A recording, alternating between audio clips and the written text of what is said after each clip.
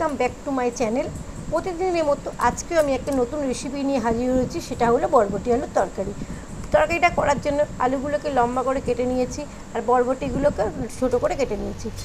রান্নার জন্য পরিমাণ মতন কড়ায় তেল দিয়ে গরম করতে দিলাম। এবার তাতে কিছু বড়ি দিয়ে দিলাম। বড়িটা অপশনাল, আপনার যদি প্রয়োজন না হয় আপনি বড়ি নাও দিতে পারেন।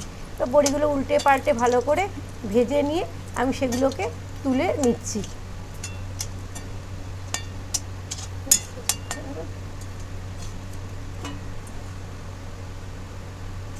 বড়িগুলো তোলা হয়ে গেছে বা কড়াইতে আমি দুটো শুকনো লঙ্কা এবং অল্প কালো জিরে ফোড়ন দিলাম।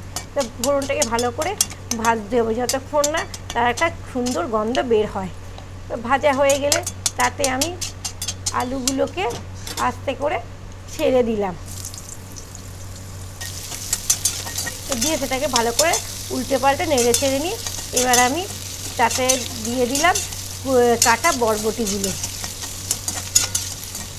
আলুগুলোকে ভালো করে না ভেজে নিলে একটা আলুর কাঁচা গন্ধ বেরোবে, এই কারণে তাড়াতাড়ি জিনিসটা রান্না হবে। এই কারণে আমি আগে আলুগুলোকে একটু নেড়ে দিলাম, দিয়ে বরবটিগুলোকে ভালো করে নাড়াচাড়া করতে রাখলাম।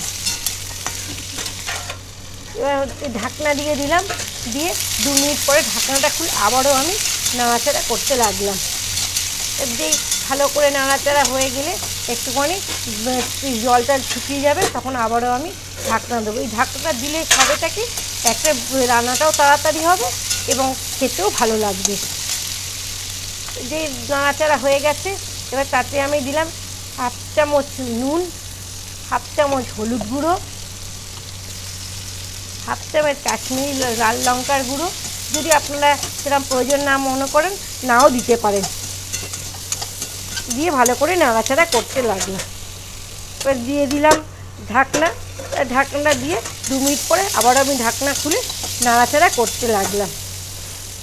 নাড়াচাড়া হয়ে যাওয়ার পর দিলাম 1/2 চামচ জিরে গুঁড়ো এবং একটুখানি লাল লঙ্কার গুঁড়ো, দিয়ে আবারও আমি নাড়তে লাগলাম।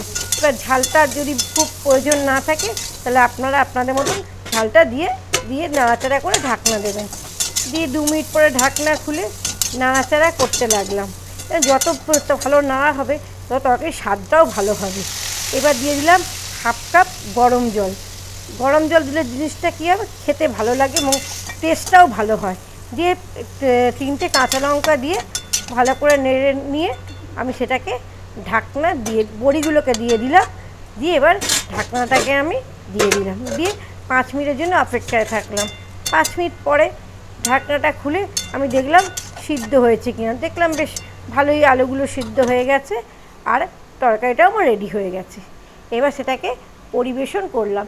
এটা ভাত বা রুটির সাথে আপনাদের ভালো লাগবে। রান্নাটা করে কমেন্ট বক্সে লিখবেন যে কেমন লাগলো।